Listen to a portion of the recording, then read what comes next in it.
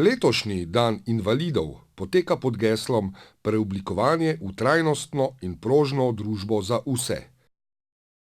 Predsednik Republike Slovenije Borut Pahor je skupaj s predsednikom Državnega zbora Republike Slovenije dr. Milanom Brglezom in predsednikom Vlade Republike Slovenije dr. Mirom Cerarjem ob dnevu invalidov pripravil sprejem v predsedniški palači.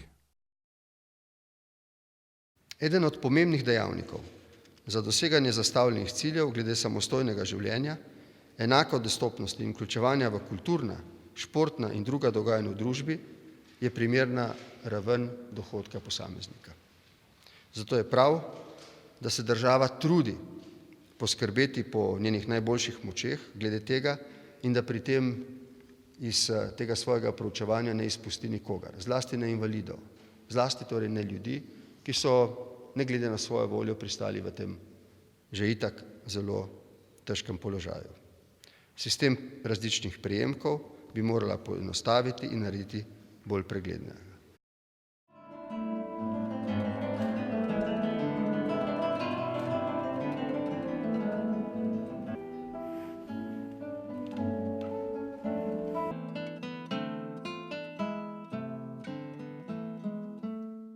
Kot večkrat poudarjam, moram tudi tokrat povedati, da ne gre samo za simbolno dejanje, ampak je to tudi pragmatično dejanje, kajti s takim sprejemom seveda spodbujate pozitivni odnos družbenega okolja do invalidov.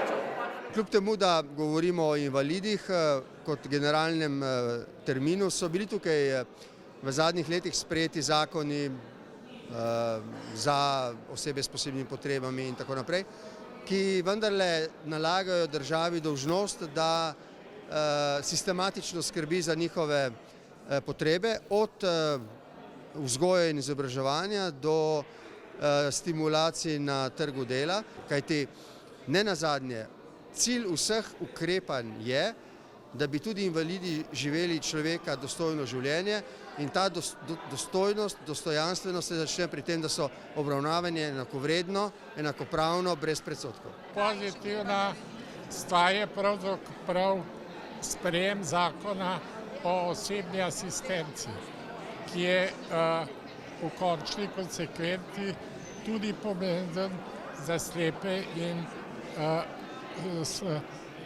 gluhe.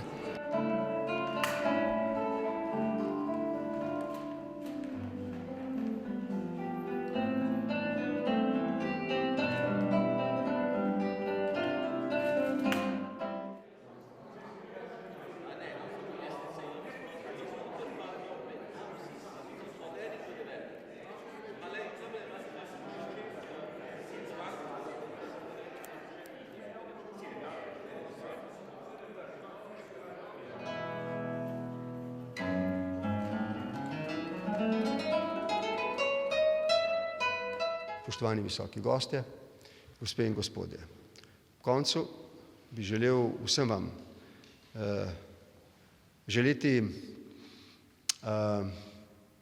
potrpežljivost, hkrati pa tudi odločnost, da v nekem odprtem dialogu pogledamo, kako je mogoče zdaj, ko se morda horizont naše bolj optimistične prihodnosti bolj bistri, kot se je kadarkoli v zadnjih letih, da pogledamo, kako je mogoče na novo mogoče premisliti in odločiti o nekaterih stvareh, ki zadevajo tako veliko skupino naših državljank in državljanov. Želim si, da bi bil ta dialog tvoren, pri čemer se, to bo verjetno rekel tudi predsednik, na osnovi našega zadnjega temeljitega pogovora vsi zavedamo, kot sem že bil rekel, da ni rešitve čez noč.